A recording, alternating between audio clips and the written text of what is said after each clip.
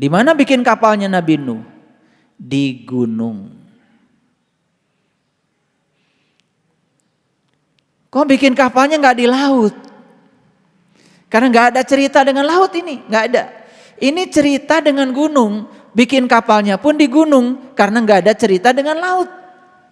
Karena kapal yang dimaksud di ayat ini itu nggak ada kaitannya dengan kapal seperti feri yang untuk berlabuh, menyeberangkan masyarakat dari Jawa ke Sumatera, menyeberangkan masyarakat dari Ketapang ke Gilimanuk, bukan itu. Tidak ada kaitan sama sekali dengan kapal itu. Makanya kapalnya dibikin di gunung. Dan gunung di Quran selalu merujuk kepada puncak kesadaran manusia. Jadi sebetulnya kapalnya Nabi Nuh itu adalah sebuah kendaraan besar yang akan mengantarkan seseorang menuju pada puncak kesadarannya. Kalau gitu mana kapal besar itu? Sesungguhnya awal agama itu adalah makrifatullah, mengenal Allah. Perasaan ditinggalkan hanyalah ilusi pikiran kita. Perasaan ditinggalkan hanyalah gap yang terjadi karena kita sering melanggar titah dan perintahnya dari dalam. Perasaan ditinggalkan semata-mata karena kita sering menjauh dari dirinya. Perasaan ditinggalkan semata-mata karena kita sering menyimpang dari sifat ilahinya. Oleh karena itu mari kita hadirkan dia sepenuhnya di majelis ilmu ini.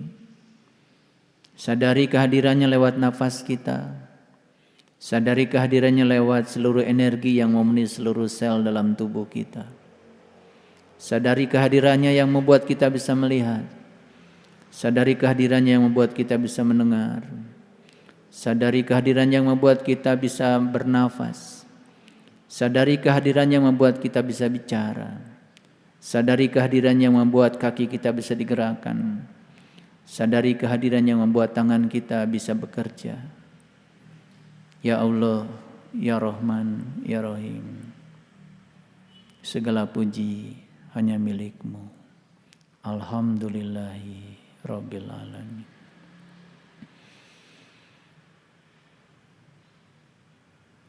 Mari kita awali kajian yang penuh berkah ini. Seraya menyapa asmanya dengan kelembutan dan cinta. Seraya membaca basmalah. Bismillahirrahmanirrahim.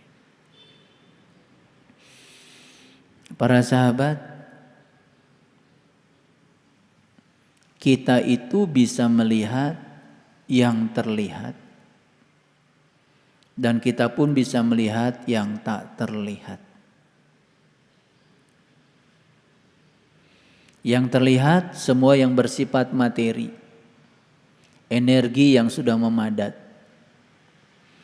Yang tak terlihat adalah yang bersifat imateri.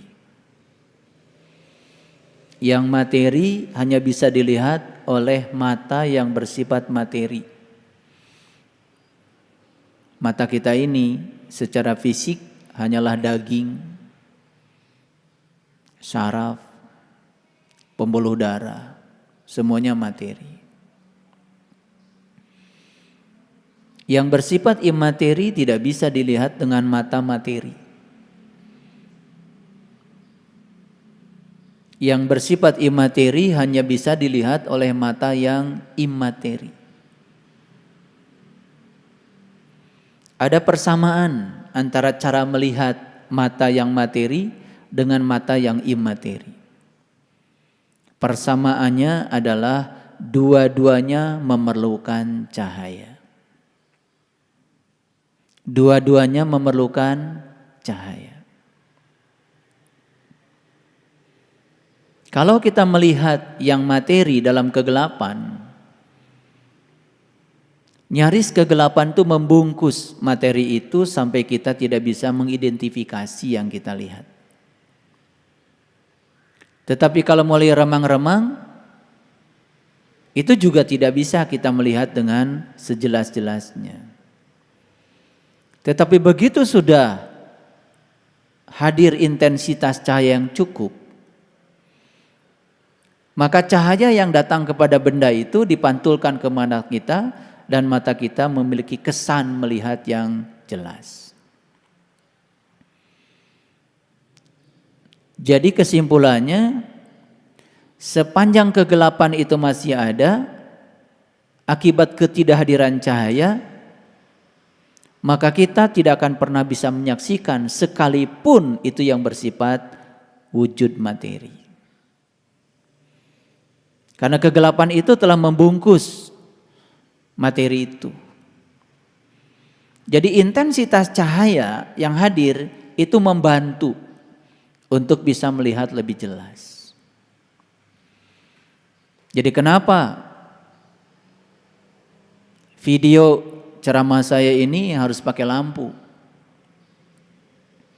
Kan supaya kelihatan semua yang ada di sini dengan jelas. Bahkan jerawat saya aja gara-gara dikasih lampu terlihat jelas.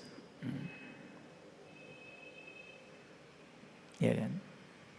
Karena ada juga yang memperhatikan di YouTube, katanya ya guru lagi jerawatan, berarti gara-gara lampu sebetulnya.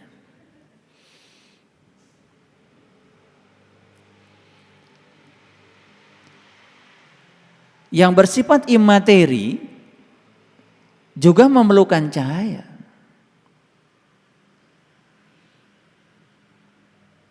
Dan cahayanya berasal dari matahari ruhani. Dan matahari ruhani itu sampainya kepada kita,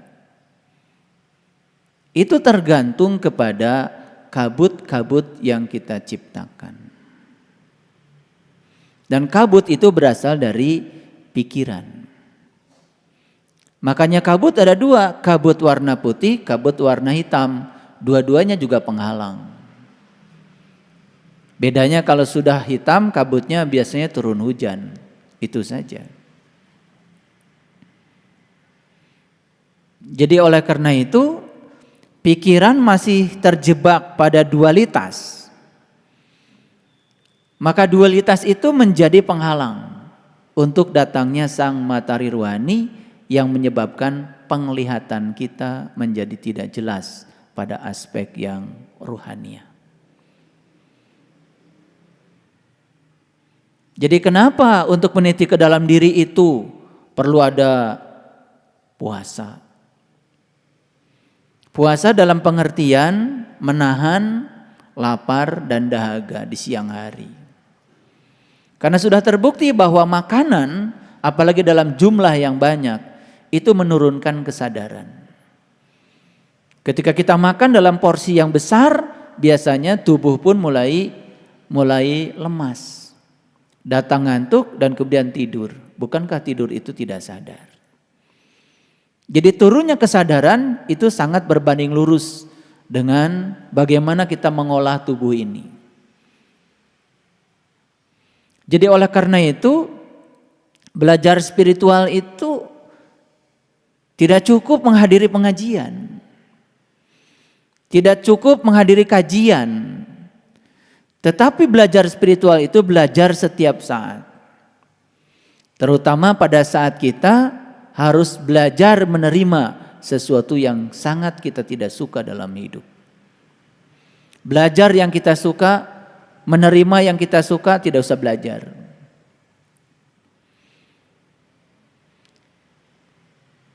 Karena kalau ada yang kita sukai, tanpa belajar kita sudah senang dan pasti menerima. Tetapi menerima yang tidak disukai, disitulah kita belajar. Sayang sekali, ruang kelas itu sering ditinggalkan banyak orang. Kosong ruang kelas itu. Karena kita hanya siap menerima yang kita sukai. Dan menerima yang kita sukai tidak perlu belajar. Tidak perlu. Ruang kelas itu justru isinya adalah segala hal yang kita tidak suka. Dan kita sering lari dari ruang kelas itu. Bagaimana kita bisa lulus dalam kehidupan?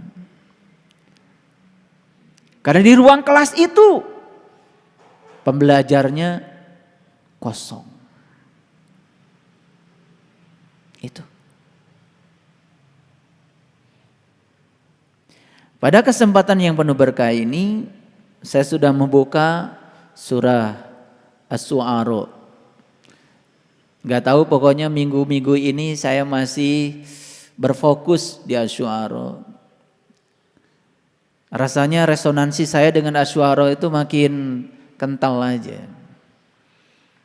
Sampai tadi pagi saya sempat share juga di WA grup kita. Saya menemukan di Quran surat Asy-Syu'ara itu ada 7 ayat yang diulang 7 kali. Ada 1 ayat yang diulang 7 kali.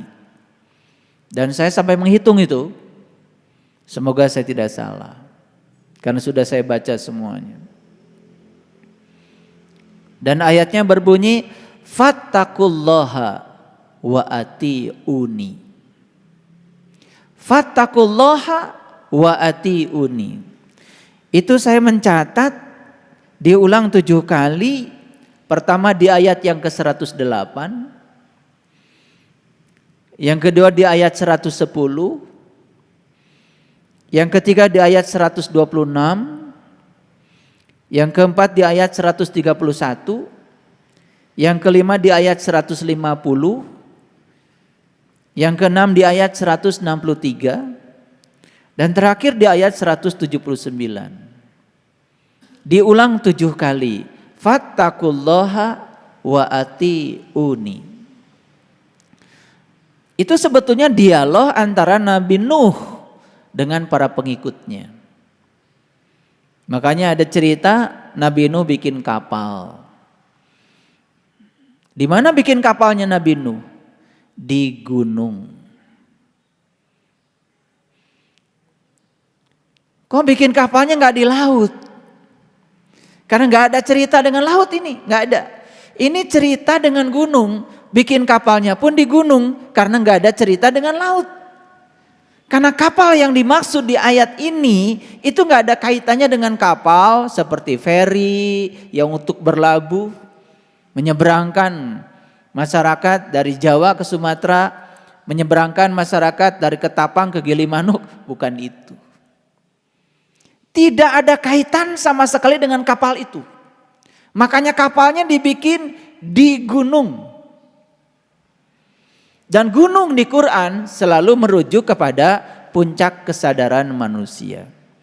Jadi sebetulnya kapalnya Nabi Nuh itu adalah sebuah kendaraan besar yang akan mengantarkan seseorang menuju pada puncak kesadarannya. Kalau gitu mana kapal besar itu? Tidak usah saya jelaskan ya. Kendaraan besar yang dapat mengantarkan seseorang menuju puncak kesadarannya.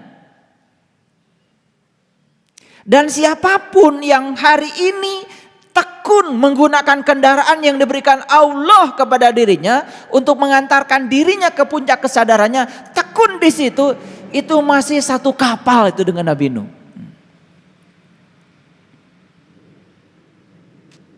Dan siapapun yang sudah berkhianat kepada Nuh, berarti sudah tidak menggunakan lagi kapal pemberian Tuhan untuk menuju puncak kesadarannya. Makanya di ayat yang ini nanti kita akan tunjukkan. Saya tunjukkan dulu deh supaya percaya sama saya. Kalau nggak ditunjukkan nanti malah nggak percaya. Kita lihat dulu deh ayat 120. Seperti biasa, pembelajaran dengan saya loncat-loncat. Kelihatan loncat-loncat ayatnya. Tetapi sebetulnya struktur pembelajarannya tidak loncat-loncat. Karena saya mendengar apa yang ada di dalam. Summa agrokna ba'dul baqin. Summa agrokna ba'dul baqin. Kemudian sesudah itu kami tenggelamkan orang-orang yang tinggal. Nanti kita akan lengkapi ya ceritanya. Jadi ini adalah cerita orang-orang yang sudah sepakat untuk satu kapal bersama Nuh untuk melakukan suatu proses perjalanan menuju kepada puncaknya kesadaran, dan masing-masing sudah dibekali kapal-kapalnya itu. Makanya ada doa naik kendaraan. Nah, doa naik kendaraan itu bukan naik Avanza, Xenia, Innova, tidak ada kaitan dengan itu.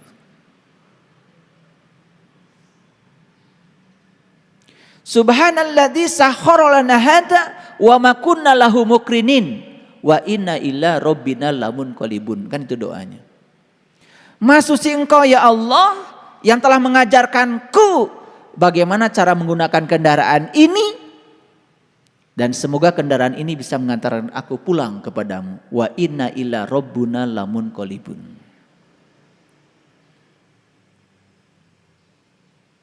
Jadi beruntung sekali itu yang sudah punya kendaraan dan tahu cara mengendarainya. Karena banyak yang punya kendaraan tetapi nggak bisa nyupirnya. Jadi kendaraannya masih diparkir di garasi. Makanya tidak pernah pergi kemana-mana. Hidupnya di situ-situ saja. Makanya ada pepatah orang Sunda mengatakan, sing bisa init bari cicing, milampah tengah lengkah. Itu hebatnya kendaraan kita tuh.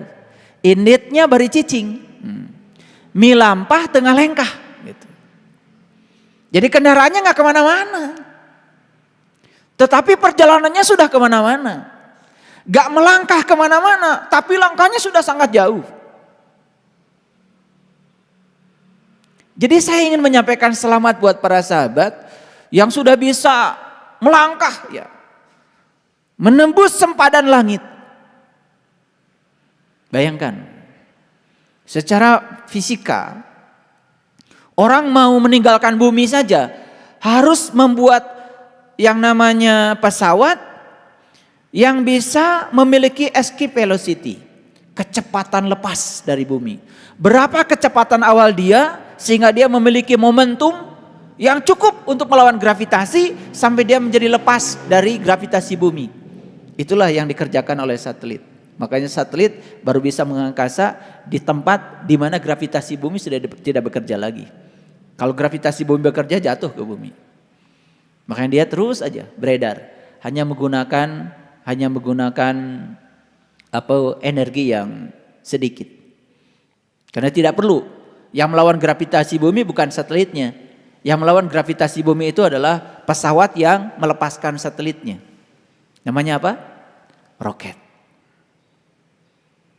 Roket kan begini, meninggalkan bumi, tapi setelah di sana kemudian lepas, ya selesai. Makanya di angkasa ini banyak sekali sebetulnya sampah-sampah angkasa. Sampah-sampah satelit yang sudah tidak berguna lagi. Karena satelit itu punya lifetime, punya waktu, punya umur tertentu. Dan di sana itu sampah banyak dan tidak bisa jatuh ke sini. Karena sudah di luar gravitasi. Nah, untuk melepaskan diri ya dari bumi supaya tidak balik lagi ke bumi, diperlukan kecepatan awal, namanya escape velocity, kecepatan lepas. Makanya ada film judulnya Lepas dari Penjara, ya, Escape from Alcatraz. Oh itu ada filmnya kan itu. Jadi lepas dari Alcatraz, diperlukan effort, diperlukan energi awal itu untuk melepaskan diri.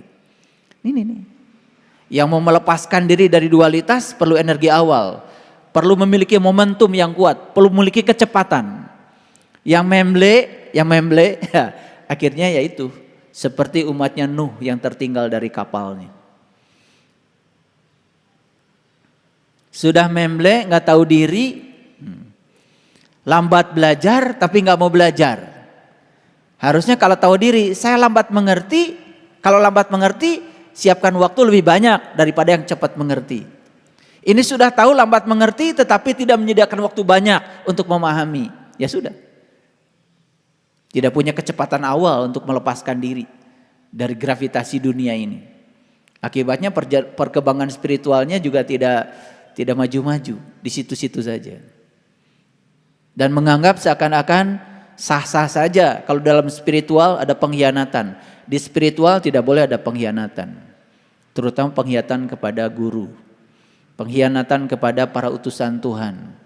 Gak bisa di spiritual itu mengatakan, saya kan sudah dapat ilmunya, saya mau tekun aja tiap malam, dan kemudian tidak perlu bertemu dengan orang yang menjadi marga lantaran saya dapat ilmu ini. Itu namanya, itu yang disebut dengan culas itu. Dan orang-orang yang culas ilmunya juga tidak akan pernah berkah. Hanya untuk bertemu dengan guru aja berhitung luar biasa. Berhitung waktu, berhitung uang apalagi, ya sudah. Uangnya juga tidak bertambah. Waktunya juga makin sibuk dan sempit. Lihat saja, orang yang selalu berhitung dengan itu repot. Makanya orang yang selalu memikirkan masa tua dengan asosiasi pikiran pada hal yang lemah, lihat saja, cepat tua. Tapi orang yang mengasosiasi pikirannya di masa tua dengan hal-hal yang menguatkan, lihat saja, dia menjadi awet muda. Tergantung asosiasi pikiran kita. Ada orang yang berpikir, semakin saya tua, saya semakin matang. Semakin saya tua, saya semakin dewasa. Semakin saya tua, saya semakin damai. Semakin saya tua, saya semakin menjadi diri saya sendiri.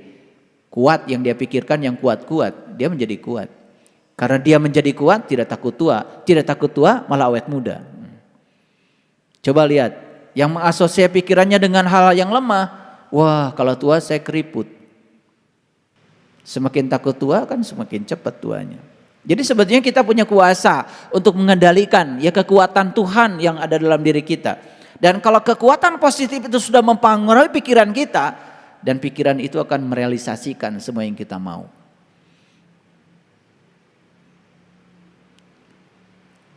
Bulan-bulan ini saya banyak sekali ya kedatangan tamu.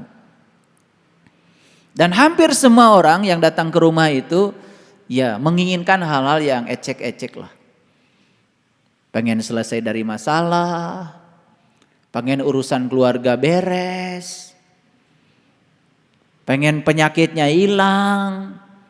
Bagi saya itu ecek-ecek. Gak ada yang pengen, saya pengen bersama Allah gitu, jarang. Padahal itu adalah muaranya. Kalau sudah bersama Allah gak ada yang mustahil kok, semuanya beres. Maaf ya, mengurai masalah hidup mulailah dengan mohon maaf, ikut pelatihan ini itu yang bersifat katanya bisa mengeluarkan segala yang ada di alam bawah sadar dan lain-lain. Nah, itu tidak menyelesaikan masalah. Makanya Nabi Muhammad ngajarin ilmu satu aja, ma'rifatullah. Satu saja, tidak mengajarkan yang lain.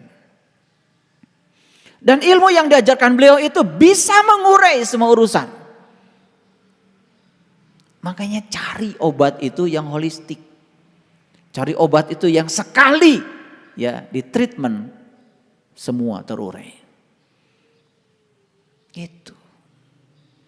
Jangan berkecimpung di hilirnya, kita harus menyentuh hulunya.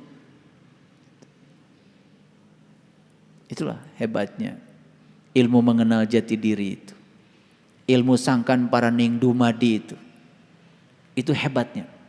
Saya berani mengatakan ini karena saya sudah mengalami.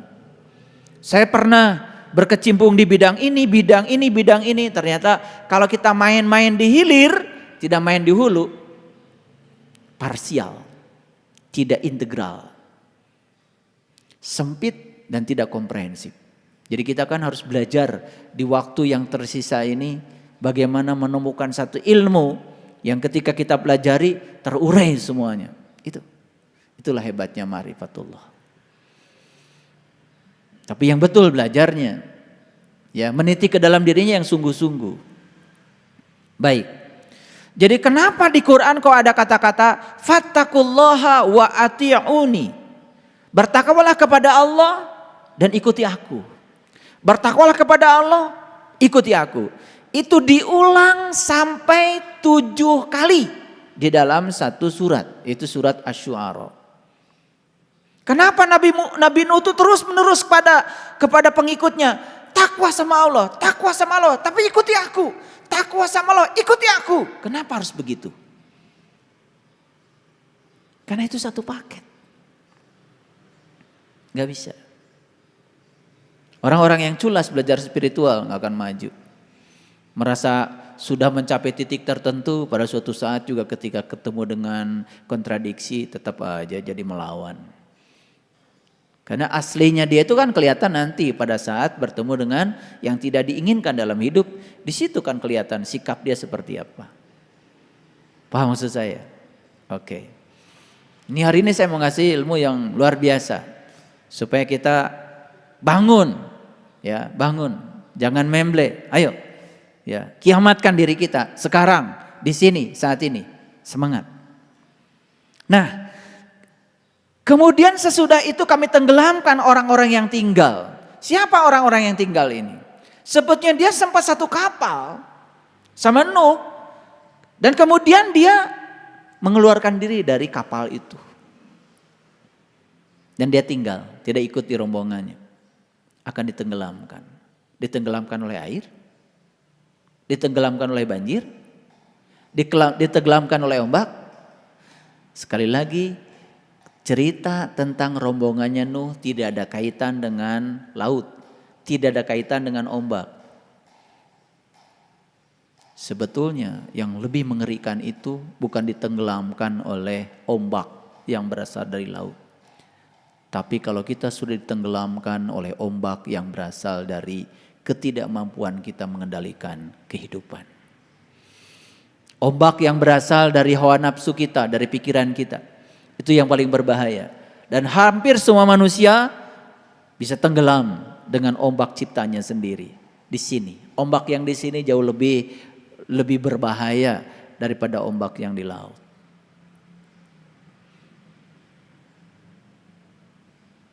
Bisa mengerti maksud saya? Oke. Ini baru rambu-rambunya.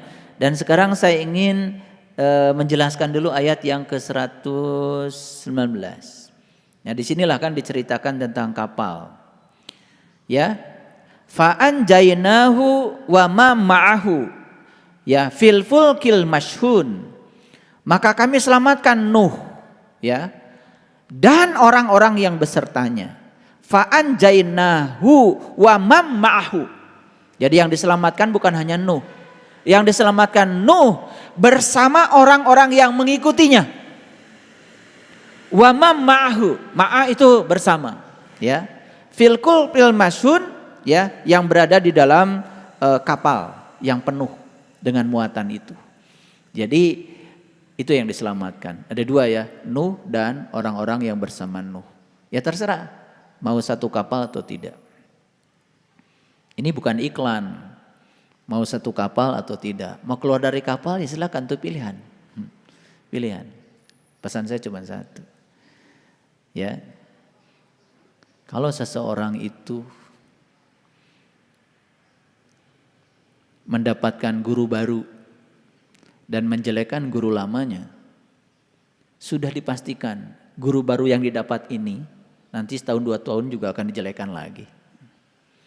Itu karma. Begitu dia berfokus pada keburukan seorang guru, dia juga akan berfokus pada keburukan guru berikutnya. Karena fokusnya bukan pada kebaikannya. Padahal kebaikan dan keburukan itu kan hanya penilaian kita saja. Dua-duanya adalah sisi-sisi kebenaran. Gitu. Makanya kenapa kita diajarkan Allahumma sholli ala Sayyidina Muhammad wa ala ali Muhammad. Kalau kamu menerima Muhammad, terima juga dong keluarganya Muhammad. Tidak bisa itu, satu paket. Jadi baik dan buruk itu kan pikiran kita. Itu penilaian kita. Dan kita selalu mengikuti baik dan buruk berdasarkan pikiran kita. Kita sedang mengikuti diri palsu kita, bukan mengikuti diri kita yang sebenarnya. Padahal dua-duanya sisi-sisi kebenaran. Kenapa saya harus bicara ini? Karena belajar spiritual itu banyak sekali hambatannya. Banyak sekali. Hambatan yang paling besar adalah hambatan yang diciptakan oleh pikiran kita sendiri. Makanya miliki kesadaran yang tinggi supaya tidak dihasut oleh pikiran. Kemarin di kajian khusus saya jelaskan 8 metode pikiran menghasut kesadaran. Semoga para sahabat dengar ya, rekamannya ada, cuman tidak di-upload di YouTube. Nah, sekarang pertanyaannya, kenapa ya? Saya perlu menjelaskan ini. Karena saya melihat dan menyaksikan dengan mata kepala saya sendiri, ya, orang-orang yang dalam perjalanan spiritualnya itu culas. Nih culas, pinter kodek kalau bahasa Inggrisnya. Dia kira dengan fatakulloha cukup, nggak cukup. Wa atiuni. Rumi, sekelas Rumi ketika ditanya, kalau ini gurumu, ini Tuhanmu, siapa yang akan kau sembah lebih awal? Rumi mengatakan, aku sembah guruku, baru aku sembah Tuhanku. Loh bisa begitu? Karena aku bisa mengenal Tuhanku lewat guruku. Sampai di dalam hadis dikatakan malam yahmadinas lam yahmadillah. Yang tidak berterima kasih pada manusia yang menjadi marga lantaran dia sampai kepada Tuhan, sama saya dia tidak berterima kasih pada Tuhan. Jadi saya hanya mengingatkan bahwa spiritualitas tidak mengenal culas. Spiritualitas tidak mengenal pinter kodek, gak bisa. Spiritualitas harus total. Baik, para sahabat, saya akan berikan beberapa trik saja. Trik ini trik ya, berdasarkan pengalaman.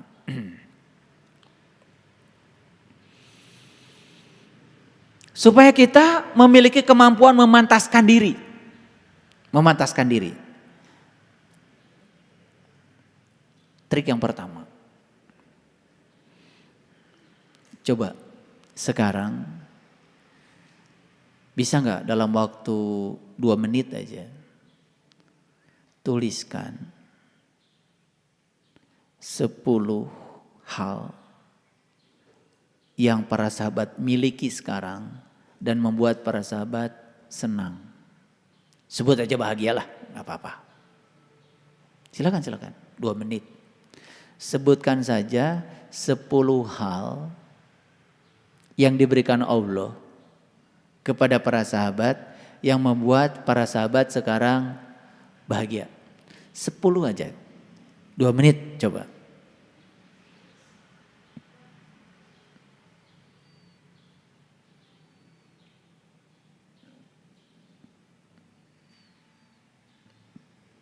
Oke, ada yang sudah? Ada yang sudah? Yang sudah saya panggil ke depan, biar kesorot nanti sama kamera.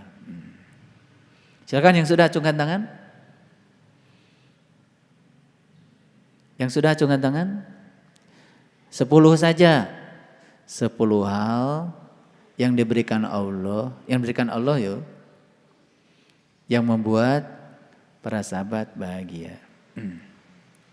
Yang sekarang benar-benar dimiliki. Sudah? Ya, coba Kang Firman maju ke depan. Sini. Biar disorot sama Kang Hari. Oke. 10 hal. Apa saja yang dimiliki Kang Firman sekarang dan Kang Firman merasa bahagia dengan yang dimiliki itu? 1.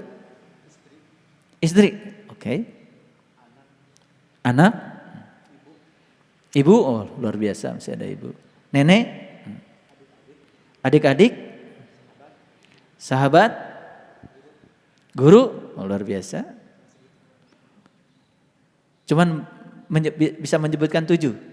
Oke, bagus. Ya, tepuk tangan dulu. 7. Keren ya. Dan kalau kita lihat yang disampaikan Kang Firman tadi itu semuanya itu lebih berfokus kepada manusia kan. Jadi tadi istri, anak, adik, sahabat, keren banget. Itu yang membuat Kang Firman bahagia. Oke, ada yang lain? Silakan, Bang Nofri. Barangkali berbeda versinya, silakan maju ke depan. Bisa menyebut berapa? Saya minta cuma 10 kok. Yang dimiliki sekarang dan membuat kita bahagia.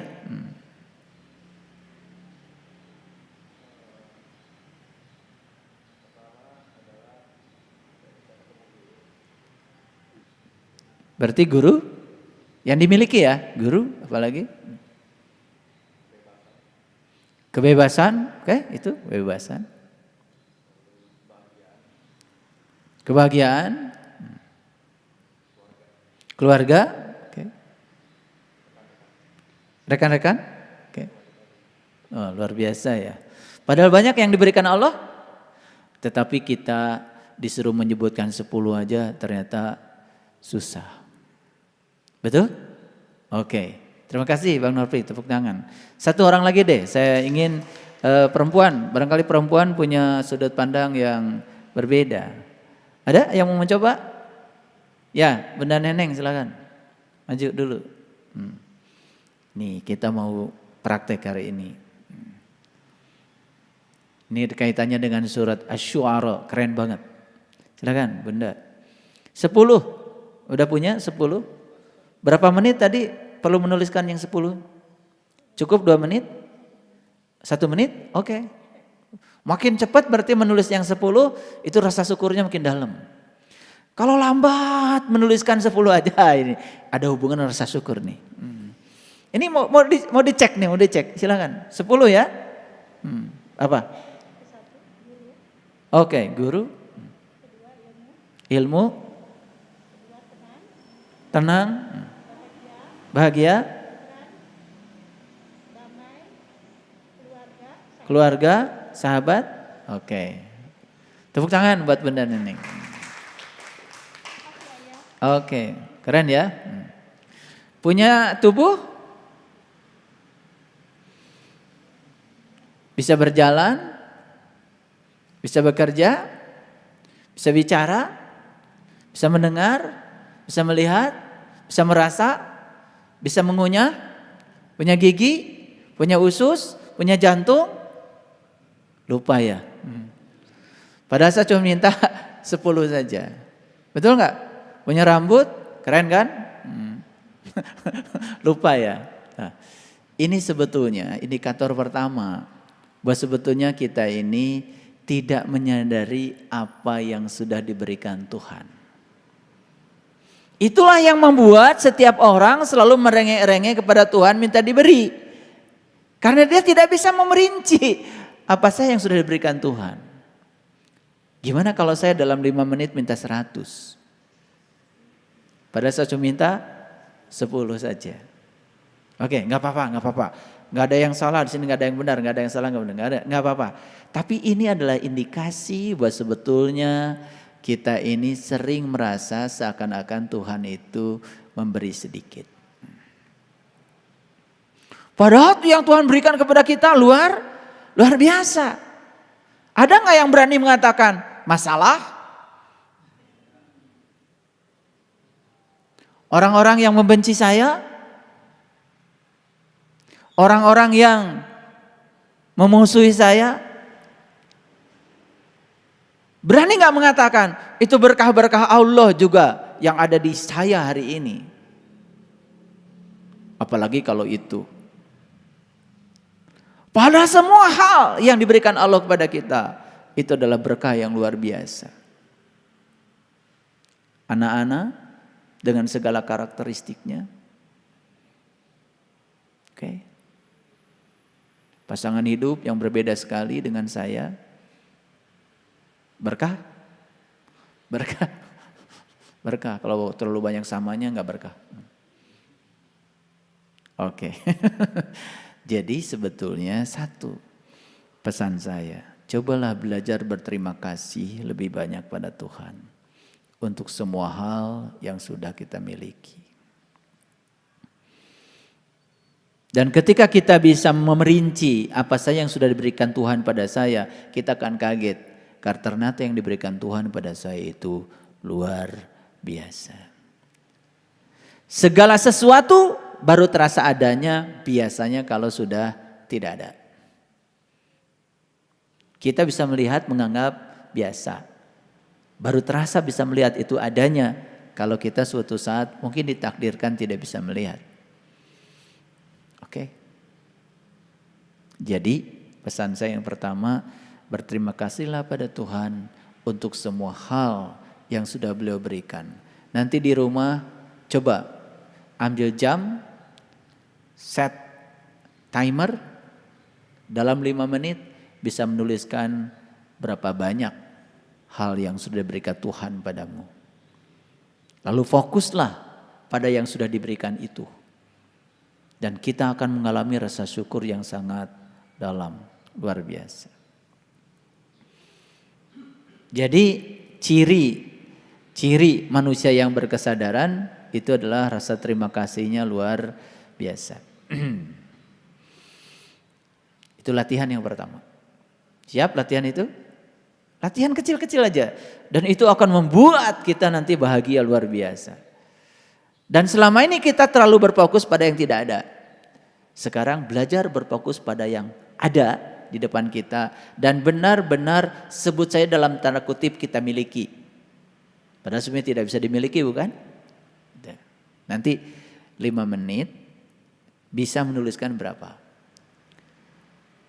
Nanti minggu depan bawa tulisannya ke saya. Dan betul-betul ya harus jujur pada diri sendiri ya. Dalam 5 menit. Jangan sampai ini 1000 ternyata 5 jam. 5 menit. Saya minta cuma 5 menit bisa menuliskan berapa. Ya. Tetapi syaratnya di luar yang saya sudah sebutkan tadi. Gak boleh diulang. Yang sudah disebutkan tadi gak boleh ada lagi. Minggu depan dikumpulkan ya Kang Dadan. Oleh karena itu para sahabat ya, kalau suasana hati kita kadang-kadang sering galau, kita sering mudah jatuh pada kesedihan, kadang-kadang mudah terjelembab pada stres, tegang gitu ya, mengalami kehampaan, pesan saya perbanyak aktivitas fisik. Makanya kenapa saya tiap pagi selalu membangunkan Bang Nofri supaya olahraga. Yang lain saya belum berani, saya baru bersama Bang Nofri aja. Karena saya merasakan aktivitas fisik itu ya pagi-pagi itu keren ya. Saya bersihkan kolam. Bukan sekedar ngasih makan, saya bersihkan kolam, turun ke bawah gitu, bersihkan kolam. Ternyata ada sensasi yang luar biasa itu. Saya melihat kolam tuh bahagia ketika ikan tuh bahagia ketika kolamnya bersih. Dan ketika kita masih makan, kasih makan itu, dia itu penuh sukacita itu. Beda kalau airnya kotor. Maka saya tidak mau membiarkan dia terlalu lama dalam air yang kotor. Saya turun sendiri. Di rumah itu saya nyapu, saya cuci mobil, saya apa. Dan hampir saya tidak pernah menyuruh. Jadi kalau orang di rumah ngikut saya, alhamdulillah berarti dia ingin berbuat baik buat dirinya sendiri. Dan saya di rumah boleh ditanya sama istri dan anak saya, hampir gak pernah nyuruh. Saya setrika baju sendiri kok. Karena saya syukuri, saya punya tangan ini. Saya syukuri bisa nyetrika rapi. Dan saya puas karena setrikaan hasil saya rapi sesuai dengan maunya saya. Disetrikain orang kadang masih bengkok-bengkok, ininya apa? Kerahnya gitu. Ini nih saya kasih tahu, perbanyak aktivitas fisik. Jadi kalau galau tuh karena terlalu banyak diem. Apalagi nonton TV berjam-jam, udah nggak usah deh, nggak usah. Aktivitas fisik apa saja, ya. Saya gosok-gosok ini kalau besok mau BMK atau mau banyak tamu di rumah, itu yang kosokin WC buat kalian tuh saya loh. Biar putra-putra saya datang ke rumah tuh bahagia, WC-nya bersih. Saya bereskan sabun, kaleng-kaleng yang kosong saya buang. Anak-anak di rumah kaleng kosong pun gak ada yang buang kalau bukan saya yang buang.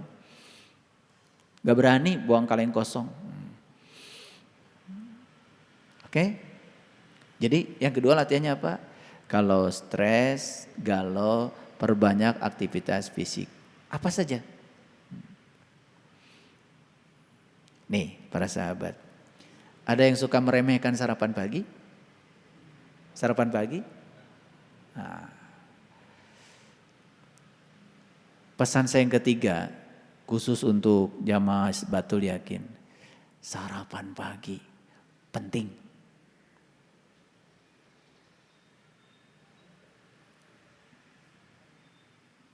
Ya. Dan tepat waktu. Makanya kalau bangun pagi itu sebelum gosok gigi minum dulu air hangat. Karena di sini banyak bakteri yang menguntungkan. Dengan minum bakterinya masuk ke dalam. Kalau sarapan bangun pagi langsung gosok gigi, ini hal-hal kecil nih, hal-hal kecil, tetapi membahagiakan. Karena kalau tubuh kita sehat, tubuh kita bisa melayani kita kan keren. Betul nggak? Keren kan? Gitu. Jadi itu. Kalau saya bangun tidur, itu kalau sudah baca doa, udah olah napas, itu langsung minum. Minum air hangat. Jangan air panas, air hangat. Jangan sok-sokan minum air panas. Nanti usus kita jadi luka. Air yang bagus diminum itu air yang suhunya sama dengan suhu tubuh. Suhu tubuh itu sekitar 33 sampai 36 derajat Celcius.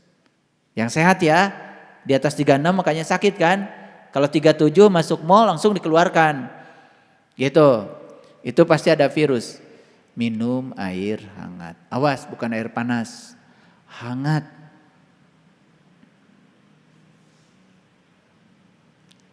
Jika perlu ya udah sebelum gosok gigi sarapan dulu.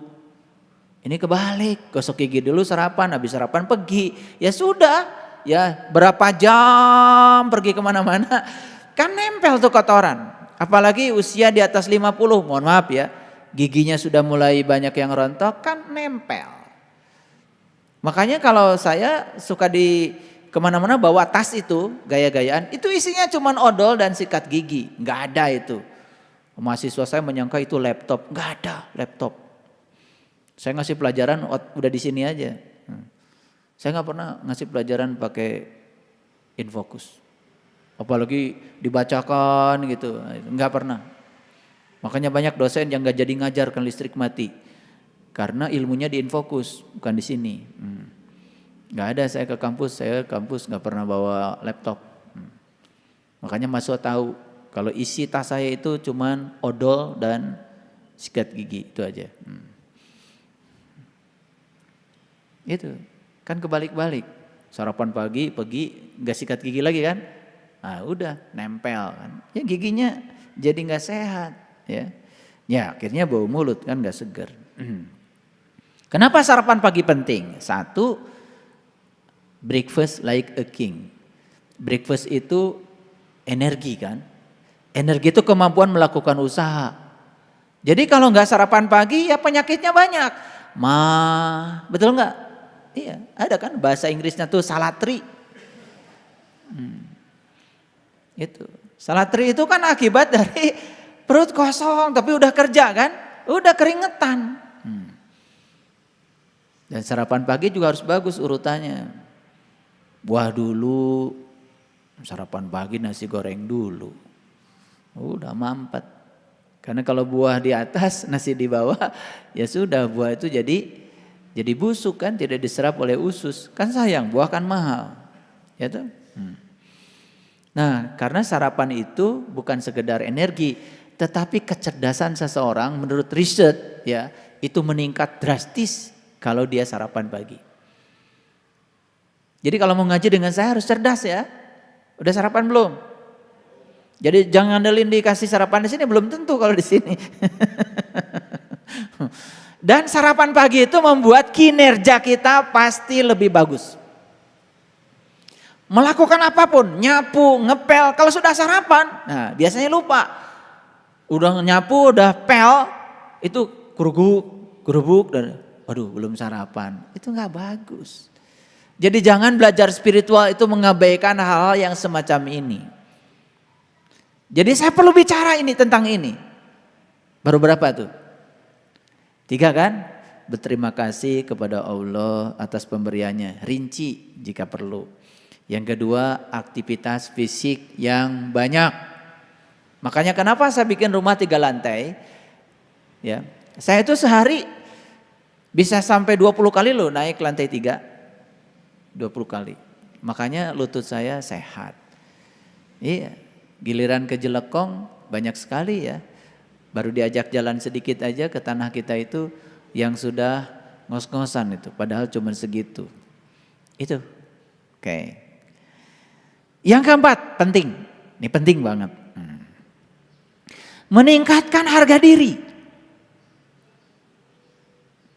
Ini penunjang spiritual loh, jangan dianggap sepele. Meningkatkan harga diri. Bagaimana cara meningkatkan harga diri? Tentu saja dimulai dari memantaskan diri.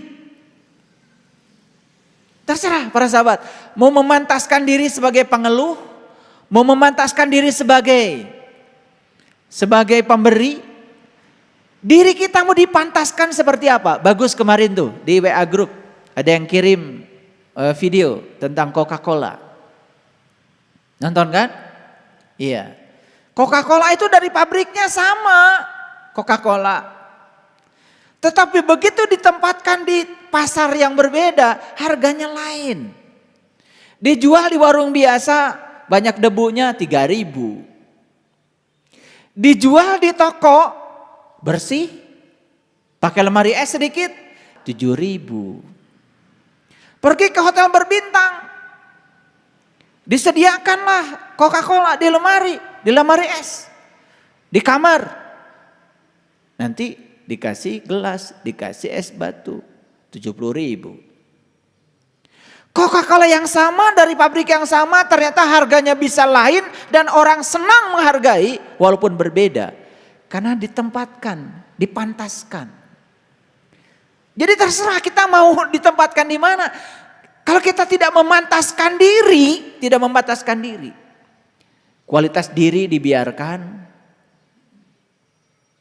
pikiran yang cerdas dibiarkan tidak belajar, kita tidak memantaskan diri. Ya sudah. Kalau kita memantaskan dirinya seperti itu, kita akan dihargai seperti itu. Masa mau dihargai 3.000? Kan pengennya 70.000 dong. Betul nggak? Tergantung kita memantaskan diri. Jadi ini soal meningkatkan harga diri penting nih dalam proses belajar. Bisa memahami maksud saya.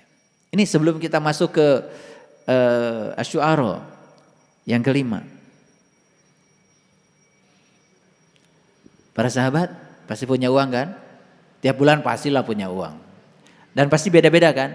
Saya tidak akan tanya berapa uang tiap bulan yang kita punya. Tapi saya akan tanya berapa persen dari uang yang kita terima yang digunakan untuk menambah pengalaman diri.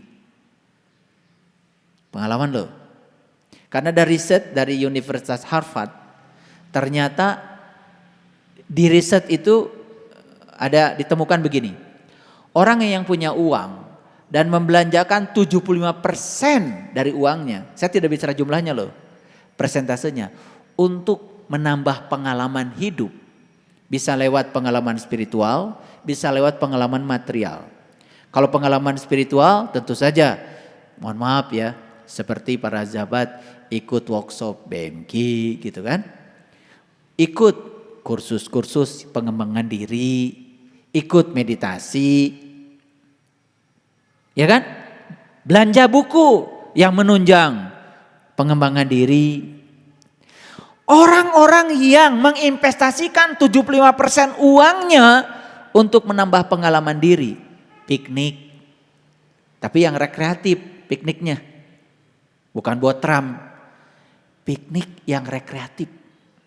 Itu kalau saya ajak pergi ke Gunung Padang itu piknik rekreatif. Pulang dari sana itu ada gairah baru tentang hidup. Bukan habis dari Gunung Padang nanjak banyak tuh. Luar biasa ke Gunung Padang sampai antri. Sampai di atas ngariung weh di Nusamak. Pok. Turun lagi ke bawah. Ngagolero di mobil. Itu namanya botram. Yang saya maksud adalah rekreasi. Ikuti acara-acara yang semacam itu. Pergi ke Borobudur harus ada pembimbingnya. Kalau nggak ada pembimbing, coba pergi ke Borobudur ada pembimbing yang ngerti. Baca dari relip yang pertama sampai ke sana, sampai Arupadatu. Bisa nangis loh. Saya pernah bacakan dari relip pertama itu kan isinya 30 juz Quran itu sebetulnya. Relipnya Borobudur itu keren. Itu sampai di Arupa Datunya, selesai saya bacakan semuanya, nangis semuanya.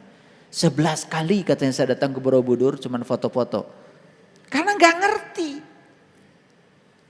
Melihat tapi tidak memandang. Disitulah perlu orang yang mengerti. Makanya jangan pelit.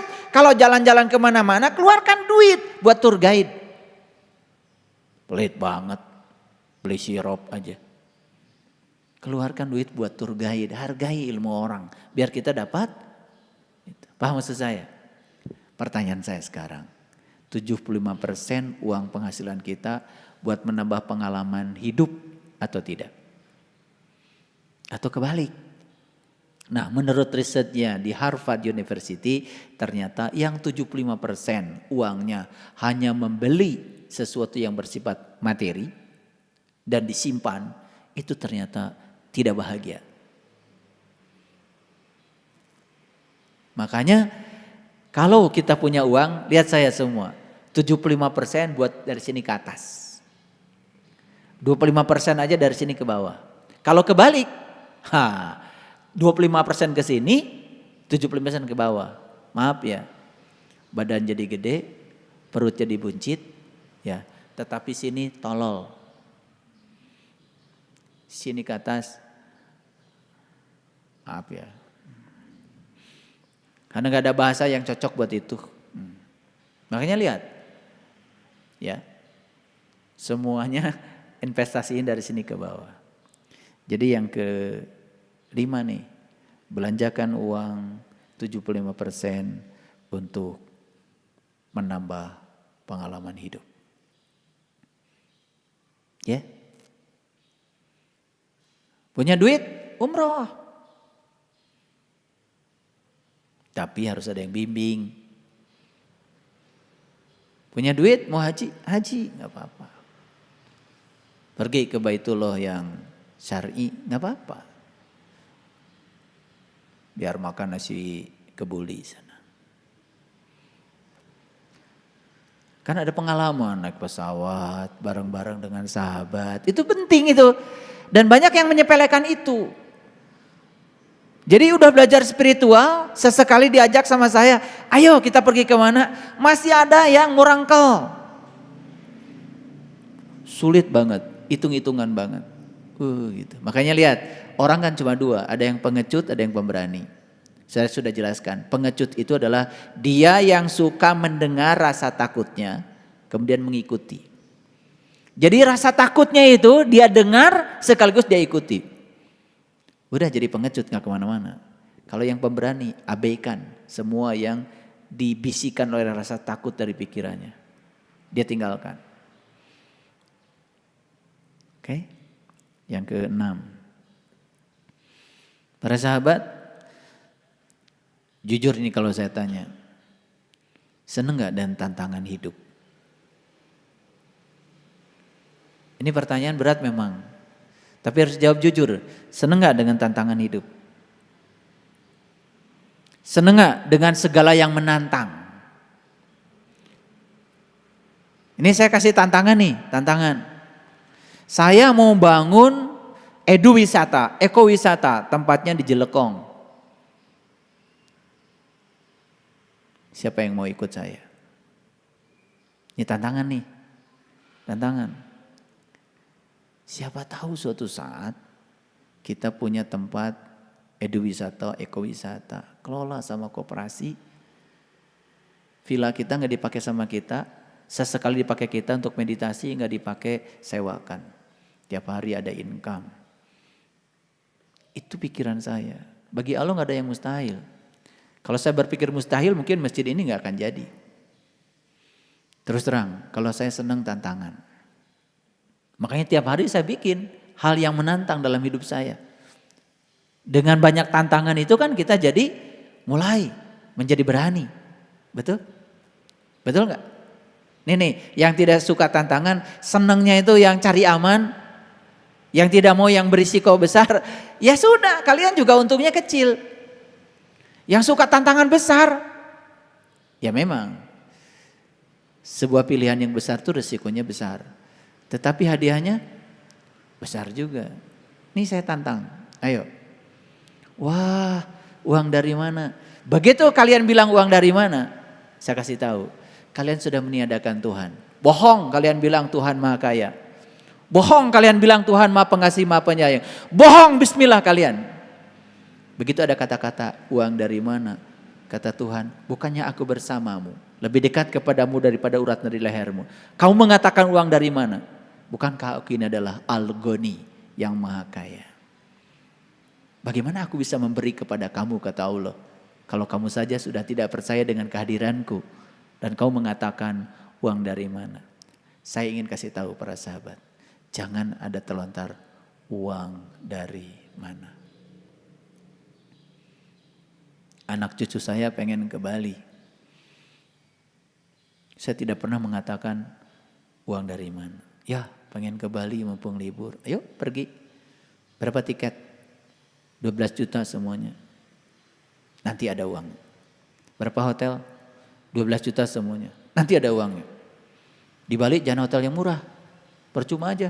Lebih buruk dari rumah kita. Cari hotel yang lebih bagus dari rumah Sariwangi. Cari Aston atau apa gitu. Kalau mau piknik jangan nanggung sekaligus. Makan jangan cari yang murahan pinggir jalan. Kalau sedang jadi wisatawan jadi orang kaya, berpikir kaya, ya makanya di restoran. Ke Bali, backpackeran, tidur di pinggir jalan, ngapain? Nyiksa maneh. Betul nggak? Total berapa? Ya 40 juta ya cukup, udah ntar juga ada uangnya. Iya, itu 3 bulan yang lalu mereka ngomong begitu. Dan saya tidak mengatakan uang dari mana, enggak ada di kampus saya. Nanti, tanggal berapa mau pergi? Tanggal 25 ya, tapi nggak bisa ikut. Karena banyak kerjaan di kampus, mau awal semester. Ya siap, udah. So, mereka yang ngurus, saya nggak tahu. Tapi begitu kita bilang, uang dari mana? Nah, begitu kita bilang uang dari mana, karena kita sedang mengukur keadaan kita di masa depan, persis seperti keadaan kita hari ini. Oke, pada saat ada permintaan itu sedang tidak ada uang. Dan kita mengukur untuk masa depan kita dengan hari ini. Hari ini nyatanya kita tidak punya uang, besok pun tidak akan ada uang. Ngerti maksud saya? Karena kita sedang mengukur besok dengan kenyataan hari ini. Bukankah kita sedang, makanya itu menghina Allah sebetulnya. Menghina Allah tuh bukan penistaan agama, bukan nginjak-injak kitab sucinya. Allah gak akan marah kok kitab sucinya diinjak-injak. Tetapi menginjak-injak sifat Allah. Meragukan Allah. Ya. Nih saya ganti kacamata nih, kacamata keren. Saya sebetulnya ganti kacamata itu gara-garanya begini. Saya tuh mau ganti itu kacamata saya yang lama karena sudah ngeblur. Saya ditanya sama toko kacamata, Pak usia berapa? 55. Begitu diukur pakai komputer, ini udah nggak cocok Pak. Ini Bapak kalau diukur pakai komputer pasti deh 2+. Gitu. Masukan yang bagus bagi saya. Oke, coba diukur benar itu. Karena udah saking pengalaman si tukang kacamata itu, sampai tahu dari umur itu harusnya 2+, Pak. Begitu diperiksa kacamata saya diledekin sama dia. Bapak itu katanya, kerja di mana Pak? Dosen, saya bilang. Masa Pak kacanya begini katanya. Saya di sini. Itu apa? Bukan apa ya? Itu benar gitu kok. Saya kok menghargai diri saya, mata saya pemberian Allah, kok dikasih yang murah gitu kan? Yang paling mahal di sini kacamata apa? Kacanya harus Zeiss Pak, buatan Jerman. Sabaraha? 3.800.000 beli gitu. Jadi saya terenyuh di situ. Terenyuh kesadaran saya. Masa untuk mata saya gitu. Gitu.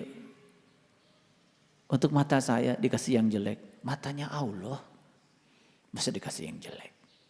Begitu saya baca di internet. Bedanya kacamata biasa dengan kaca yang Zeiss itu beda banget. Ada ultravioletnya macam-macam. Nah setelah saya ganti kacamata, ada tuh orang yang datang pada saya. Ayah ganti kacamatanya. Iya. Yang bekasnya kemana? Waduh, saya di situ terenyuh lagi. Saya bilang, kamu ini udah jadi murid saya bertahun-tahun, masih mikirin urut. Ku saya kayak gesta dipakai. Jadi jangan jadi murid saya, jangan gini. Jangan begitu. Jadi begitu saya ganti kacamata mahal, oh ayah saya pengen kacamatanya seperti ayah. Jika perlu belikan saya cadangannya 1. Gitu. Ini mohon maaf. Kita ini sering terbawa dengan omongan orang. Dikira di kita tuh hemat, bukan. Itu pelit.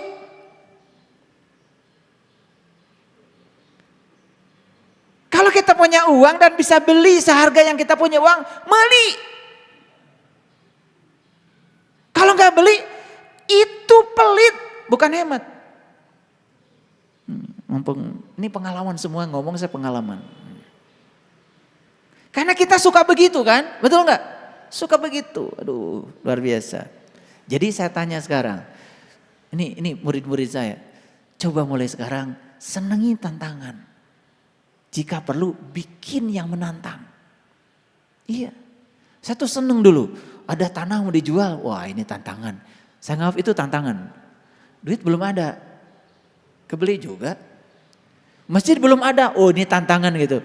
Saya seneng yang kayak gitu. Dari sejak muda saya seneng yang kayak gitu tuh. Dan semuanya jadi. Jadi yang membedakan Anda dengan saya sebetulnya hanya keberanian aja. Saya tidak mendengarkan ketakutan saya. Ngedengerin juga enggak, apalagi saya ngikutin, enggak. Dan biasanya kalau sudah didengerin tuh yang namanya ketakutan, berikutnya diikuti bukan? Betul? Betul. Nih saya ajak kalian, kalau udah selesai nih pandemi, 2-3 bulan ke depan kita umroh yuk. Suaranya kayak gitu. Moal pinitun. Nah yang ketujuh pesan saya untuk fokus pada hal-hal yang kita sukai dalam hidup. Coba perangkap diri kita di mana-mana dengan segala sesuatu yang indah. Perangkap diri kita dengan kenangan yang indah. Nih saya kasih tahu ya, di HP. Pernah dimarahin sama orang, disimpan sebagai bukti, pupus. Hapus. Karena nelenut gitu. Simpan WA yang indah. Mungkin secara tidak langsung ada yang fitnah ke kita. Teteh menigelis, simpan.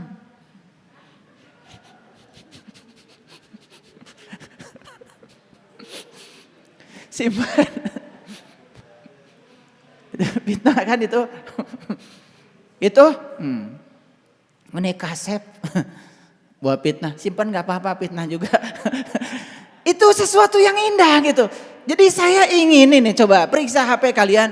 Jangan simpan di komputer, HP, hal-hal yang membuat kita terfokus pada hal yang gak indah. Makanya coba di kamar, di mana tuh bagus tuh. Saya pernah pergi ke rumah kalian itu di kamar, ada di Amsterdam, ada di mana, foto-foto yang indah itu simpan di kamar, itu bagus, itu bagus. Itu doa. Ini spiritual nih, spiritual. Perangkap diri kita dimanapun dengan hal-hal yang indah.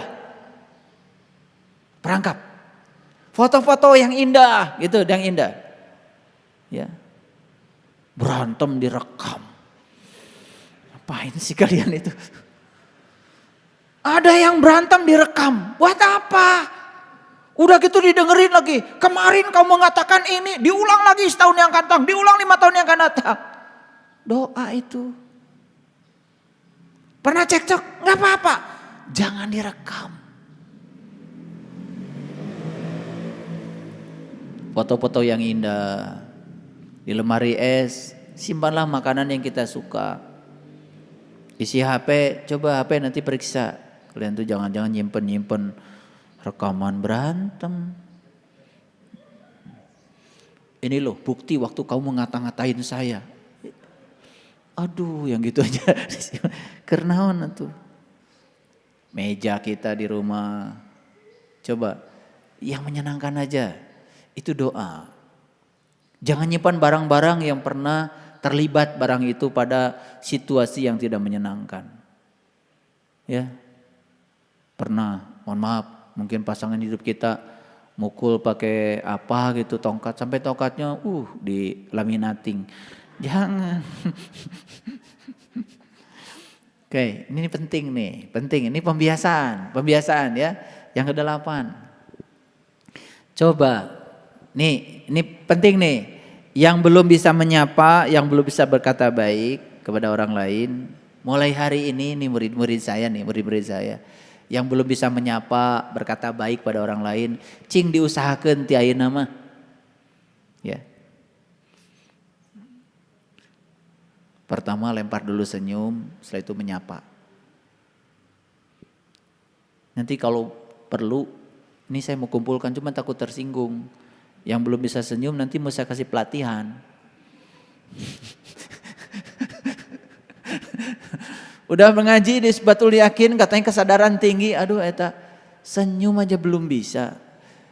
Nih, pokoknya mulai hari ini di pesan saya, senyum, menyapa, berkata yang baik. Menyapa. Apa kabar? Gitu.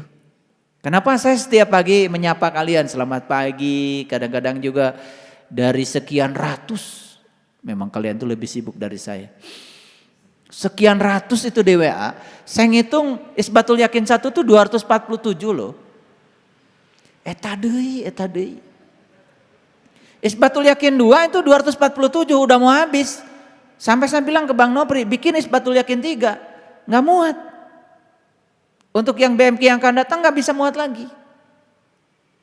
Saya menyapa selamat pagi itu menyepelekan. Yang jawab selamat pagi saya bisa hitung tuh persentasenya. Dan jangan dikira lu saya di situ saya apa yang salah dengan pelajaran yang saya berikan ini. Kayaknya saya harus bikin video ceramah kayak gini sekarang. Sengaja nih dibuat ceramahnya. Belajar.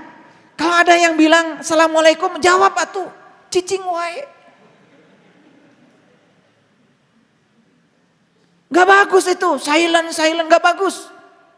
Kita tahu-tahu kanker, nges kanker payudara, kanker lagi dompetnya, kanker lagi kantongnya, repot itu ya.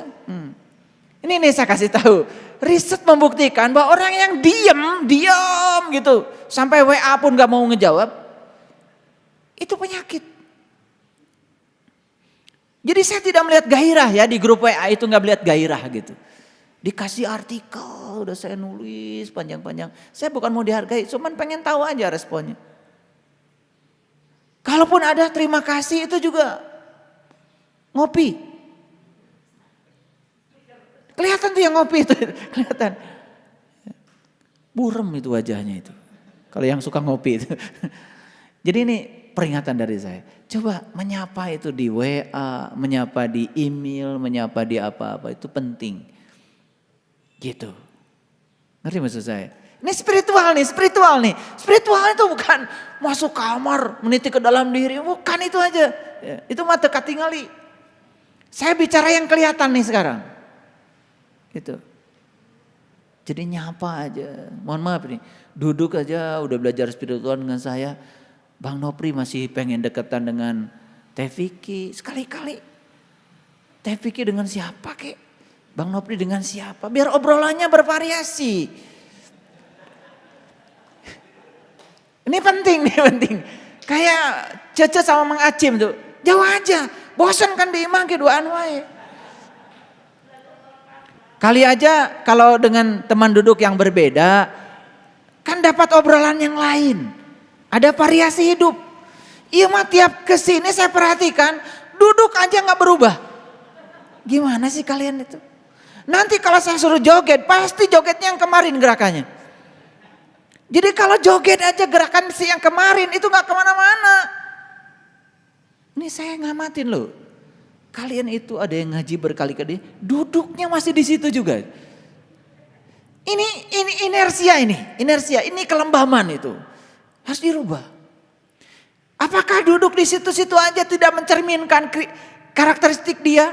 Mencerminkan. Jangan dikira saya tidak mengamati. Maaf ya. Duduk aja gak ada variasi. Ya, maaf nih Ayah Wardi, maaf. Bukan ke Ayah Wardi, bukan. Ya. Jadi coba perhatikan. Nah ini nih persoalan, kita tidak senang dengan hal baru. Sok aja, dengerin saya.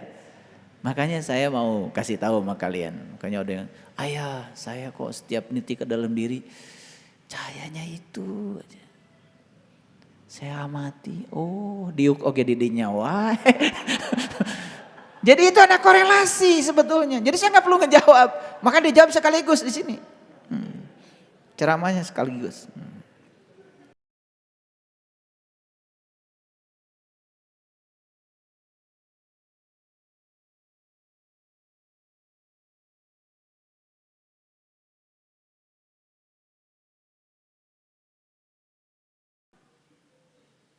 Dan saya lihat, oh sandalnya itu. Saya tahu tuh, sifat orangnya udah kebaca itu dari sandalnya. Itu sandal udah jelek, masih dipakai. Ada riset dari Universitas Harvard. Harvard itu nomor 1 loh di dunia. Ini risetnya pakai Harvard leh. Bukan bohong nih. Riset tentang sepatu. Ternyata orang-orang yang sepatunya jelek, biasanya wajahnya murung.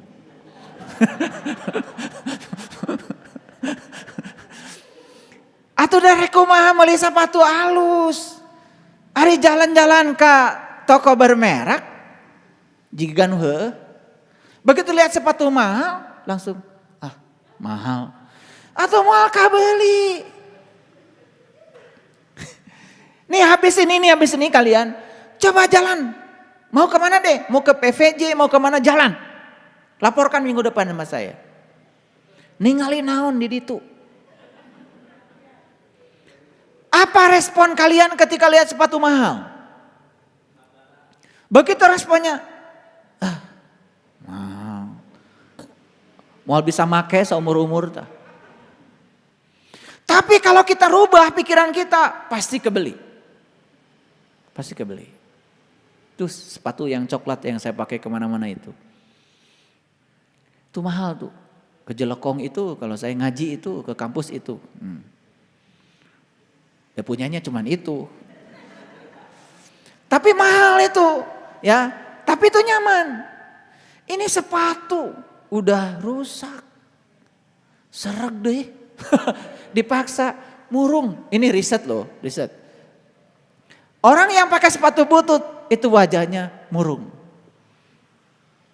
Cing atuh sepatu mah nu halus. Ya. Ngerti maksud saya? Jadi saya nggak mau lihat lagi sendal butut. Udah ngaji di Sebatul Yakin sendal aja butut. Yang bagus. Sendal yang bagus. Saya dulu nggak percaya ada sendal jepit 4 juta. Iya, 4 juta loh sendal jepit. Saya pernah beli masalahnya. Gak percaya begitu. 4 juta sendal jepit. Itu beda. Sarua sendal capit. Dicapit sama beda. Gitu. Nah jadi jangan sampai nanti begitu murung wajahnya saya lihat ke bawah. Oh sepatunya jelek. Ini spiritual loh, spiritual ya, spiritual. Jadi gini, saya sebetulnya kelihatan, bercanda gak saya? Bercanda gak saya? Kelihatan kalian lihat saya sedang bercanda. Karena memang ceramahnya ini penuh dengan canda. Tetapi sebetulnya pesan spiritualnya dalam loh. Jadi kalau kalian sepatunya jelek itu tanda bisa 1, mungkin pelit. 2, keyakinan pada Tuhannya jelek. Betul gak? Makanya belinya yang iya. Cara menghargai dirinya juga mungkin juga uangnya banyak tapi pelit. Dan dia menghargai dirinya begitu, itu spiritual. Spiritual itu harus penuh dengan kebebasan. Makanya saya terkejut ketika Bang Nopi bilang, ada yang saya punya hari ini ada kebebasan. Itu keren. Paham maksud saya? Jangan menganggap saya bercanda. Sebetulnya ini dalam. Ini hakikat. Cuman saya kasih contoh-contoh yang sederhana. Karena selama ini mungkin kalian menganggap, masa spiritual dihubungkan dengan sepatu butut? Gimana kalau saya nggak beli ke sepatu? Pembelaan. Teka beli sepatu berarti keyakinan kita pada Allahnya salah. Kan kalau dirunut ke sana dari sepatu itu jadi ketemu kesadarannya. Awas loh, dari sepatu tuh ketemu kesadarannya di mana? Ngerti maksud saya? Nih. Jadi jangan menganggap kok ayah guru hari ini ceramahnya jadi dangkal banget. Memang saya ngajak yang dangkal. Tetapi sebetulnya kalau diurut ke sana itu cerminan pribadi kita. 10. Jaga postur tubuh, ini penting. Bukan berarti saya, bukan berarti saya, bukan. Jaga postur tubuh. Ini udah belajar spiritual.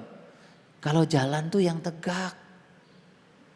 Ini sila salah, duduk salah, itu cerminan. Aja terus yang tegak. Makanya sila tuh kayak gini, biar pinggang kita. Postur tubuh yang dimaksud oleh saya bukan sekedar bentuk tubuh, tapi postur yang saya maksud itu kalau jalan yang bagus. Sampai sekarang itu orang-orang spiritual khusus belajar namanya RBA, rahasia belajar berjalan alami. Sampai ada bukunya segini itu ada yang ngarang RBA itu, rahasia berjalan alami. Jadi cara berjalan yang bagus ternyata menyehatkan. Jadi kalau jalan itu yang tegap, yang gagah, sudut pandangnya bagus ke depan. Kan ada yang jalan nunduk terus, secara psikologis itu kelihatan tuh. Orangnya menjadi tertutup, tidak terbuka, itu kelihatan loh dari cara jalan. Ya, makanya bahu itu agak ditarik ke belakang. Gagahlah sedikit kan seksi. Jadi kelihatan, yang perempuan kelihatan lebih cantik, yang laki-laki kelihatan lebih gagah. Ngerti maksud saya? Jadi mulai besok jalan pun diperhatikan oleh saya. Spiritual, ini spiritual.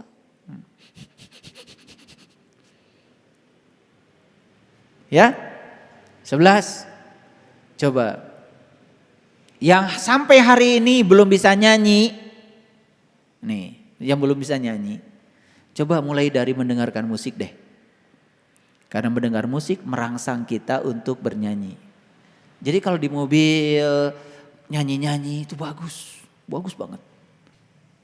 Di mobil cicing.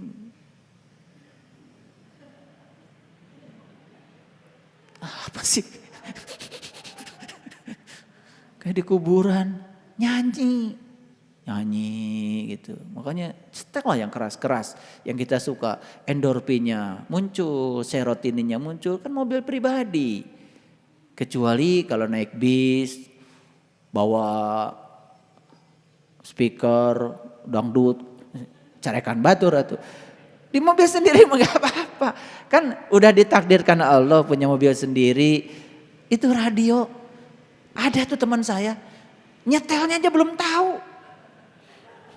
Punya mobil udah bertahun-tahun, itu mijit itu, menghidupkan itu, tip di mobil, gak tahu. Saya mikir gimana ini, udah berapa tahun kamu punya mobil, saya belum pernah nyetel radio katanya. Ya Allah, karena musik haram katanya. Ya Allah, waduh, ini dunia udah terasa jadi kuburan aja. Ini saya kasih tahu. Ya udah kita udah punya lagu Sidratil Muntaha, di langit terdekat, sebentar lagi cahaya di atas cahaya. Ini saya bikin lagu-lagu sama Kang Dadan itu supaya didengar sama kalian. Supaya hidup itu penuh dengan gairah, energetik hidup itu. Ini musik gak suka. Sepatu butut, jalan nunduk. Senyum susah coba. Apa yang mau ditebarkan ke semesta ini? Maaf ya, Saya cuman ingin sekali meriset gitu. Ya, ini bukan saya membandingkan, katanya ada kelompok tertentu harus dari rumah ibadah itu kelihatan wajahnya bercahaya. Iya. Tapi ada juga kelompok tertentu habis dari rumah ibadah kelihatan murung gitu. Karena habis takut-takuti. Rambut 1 lembar keluar neraka. Wih, langsung. Itu, makanya murung aja jalan nunduk semua. Penuh dengan rasa takut. Dan kajian-kajian yang semacam itu tuh menurut saya udahlah. Yang menimbulkan adrenalin berlebihan itu ya tinggalkan. Ya, tinggalkan. Apalagi nggak ada rasa humor sama sekali. Terlalu serius. Keseriusan tuh penyakit. Ini malah masuk asy'aranya belum masuk ya. Tapi nggak apa-apa. Nanti saya pungkas terakhir dengan itu. Ngerti maksud saya? Musik. Kalau dengerin musik, pengen nyanyi, jangan ditahan. Abi mah da suantana awon, gak apa-apa. Awon gak ya soraan kene.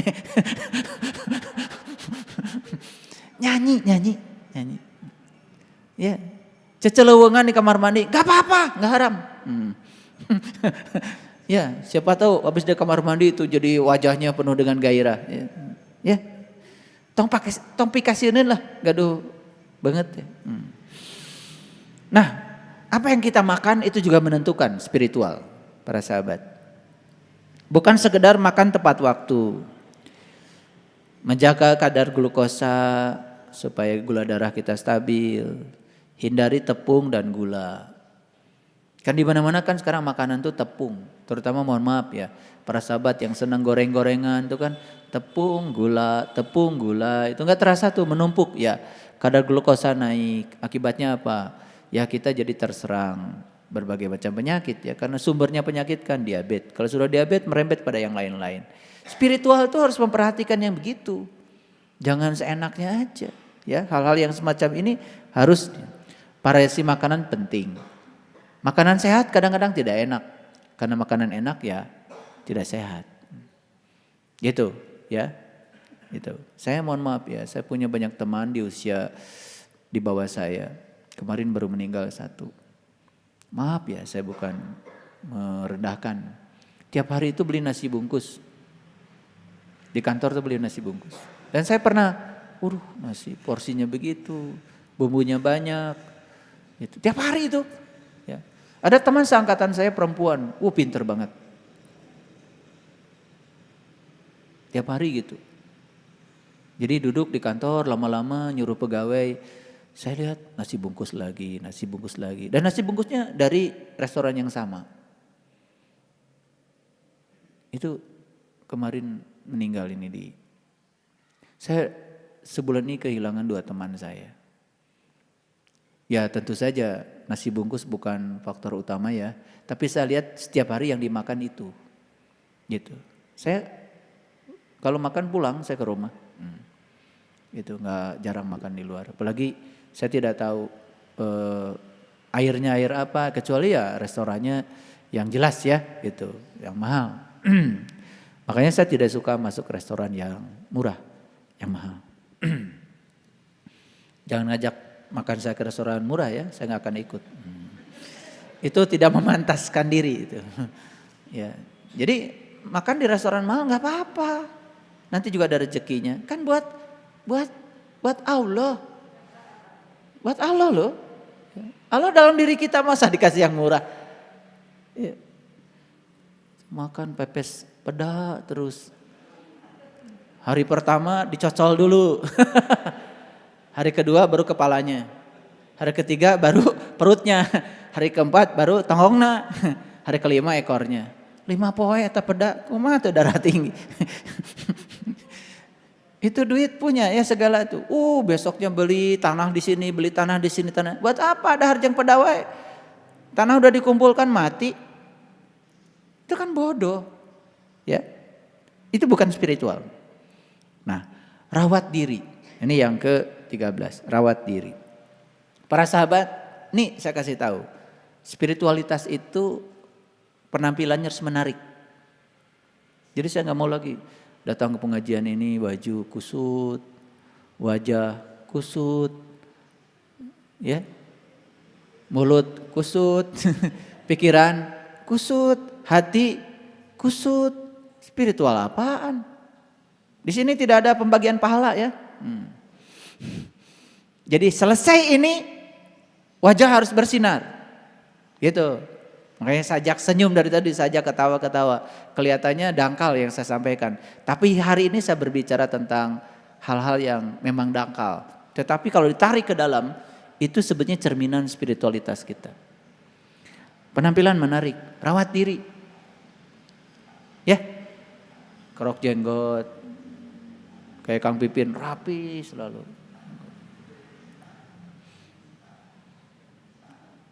Ya, rawat gigi supaya tetap segar. Rawat ya, keramas itu diajar spiritual, diangir. Pakai sampo yang mahal, samponya sama dengan sabun mandi. Digelang penting. Bukan spiritual kayak gitu, ya. Rawat diri ya. Nah, saya kasih tahu, ketika kita berpikir terlihat baik, maka kita akan lebih bahagia. Ini riset. Ketika kita melihat diri kita itu terlihat lebih baik, kita tuh lebih bahagia. Dan itu unsur-unsur yang saya bicarakan itu penunjang untuk kebahagiaan. Rawat diri. Ya. Mau ngaji, tampil modis, nggak apa-apa, bagus. Dan yang ke-14, jangan ragu kepada Allah. Pesan saya yang paling utama, jangan ragu pada Allah. Bersama Allah tidak ada yang tidak mungkin.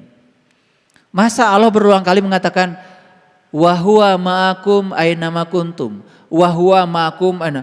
Aku bersamamu dimanapun kamu berada. Aku bersamamu di mana. Masa pesan itu tidak sampai di kita? Masa bersama Allah kita masih ragu? Saya masih melihat ya, mohon maaf. Saya masih melihat ya di putra-putra saya. Yang masih ada keraguan, ketakutan, kecemasan itu. Masih ada, saya masih melihat. Kalian gak cerita tapi saya lihat itu ada. Ini soal tauhid, kebersamaan dengan Allah. Bersama. Ya. Dan yang terakhir, kembangkan selera humor.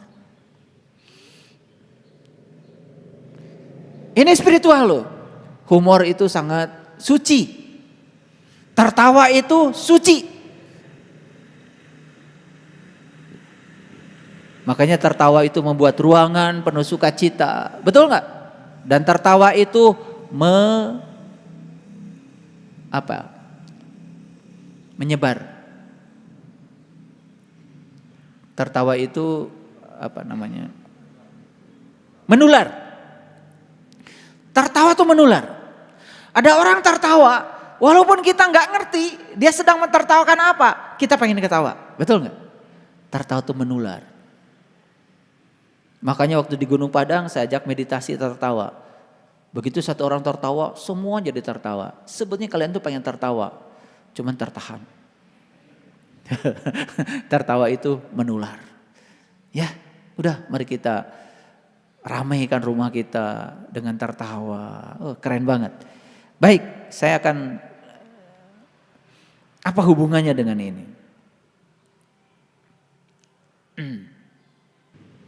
Oke, para sahabat kita lihat. Kaum Nuh telah mendustakan para rasul. Siapa kaum Nuh? Kaum loh. Jadi kaum Nuh itu berarti dia pernah berguru dong sama Nuh. Berarti dia pernah bersama Nuh? Pernah. Tapi dalam perjalanannya dia mendustakan. Yang didustakan adalah Nuh sendiri. Ya. Nah, ini saya kasih tahu. Kenapa hari ini saya cerita hal-hal yang semacam ini? Ini supaya kita melihat segala sesuatu dalam hidup itu komprehensif. Spiritual itu komprehensif. Ya. Kadang-kadang saya suka bergurau. Kadang-kadang saya suka memecah kebuntuan dalam sebuah acara atau apa. Ada juga yang masih terikat pada ilmu-ilmu syariat di masa lalu. Kemudian berhenti belajar dengan saya cuman karena saya bergurau. Masa perlu saya jelaskan. Spiritualitas itu luas. Ya. Humor itu suci. Humor itu luar biasa. Humor itu penuh sukacita. Lihat Gus Dur. Bapak bangsa kita. Di mana-mana Gus Dur itu membuat suasana menjadi tertawa terbahak-bahak dan santai saja. Ketika Gus Dur ditanya, Gus kenapa katanya kalau di Islam itu setiap pidato selalu saja mari kita panjatkan puji dan syukur. Apa jawaban Gus Dur? Karena puji dan syukur tidak bisa memanjat. Jadi harus dipanjatkan. Kelihatan itu humor ya, tapi humor tingkat tinggi. Betul gak? Ya. Betul itu. Tapi setelah Gus Dur bicara begitu sampai sekarang pembukaan pidato masih seperti itu. Kecuali saya. Saya tidak pernah gak kalian dengar saya, mari kita panjatkan, gak pernah. Karena saya tahu kata Gus Dur, puji dan syukur tidak bisa memanjat. Makanya kalau saya langsung saja, segala puji hanya milik Allah. Kan itu bahasa Arabnya juga. Alhamdulillahi Rabbil Alamin. Sesuai dengan bahasa Arabnya. Gak ada di Arab, mari kita panjatkan puji dan syukur, gak ada. Yang ada tuh Alhamdulillahi Rabbil Alamin. Segala puji milik Allah, Tuhan yang maha hadir. Kan gitu. Gitu kan. Jadi saya tinggal disesuaikan dengan. Cuman karena kita sering latah ngikutin kata orang. Tapi saya cuma ingin menyampaikan pesan, Gus Dur itu selera humornya luar biasa. Ketika diundang ya ke satu tempat di Madura ceritanya, itu saya baca dari humornya Gus Dur. Beliau diundang dengan Menteri Riset waktu itu, A.S. Hikam. Jadi waktu itu ada orang Madura tanya ya sama Gus Dur. Pertanyaannya begini, Gus katanya orang lain kan sudah nyampe di bulan, kata orang Madura. Ya kenapa kita tidak sampai ke matahari saja? Gitu. Ya. Lalu dijelaskan sama A.S. Hikam. Bagaimana katanya bisa ke matahari? Tahu nggak suhu matahari itu 1.000.000 derajat Celcius. Serius tuh menghadapi orang Madura. Menteri Riset. Di sana terjadi reaksi nuklir, reaksi macam dijelaskan. Jadi sebelum kita nyampe di sana kita udah hancur, terbakar. Kata orang Madura, kita berangkat ke sananya malam hari aja.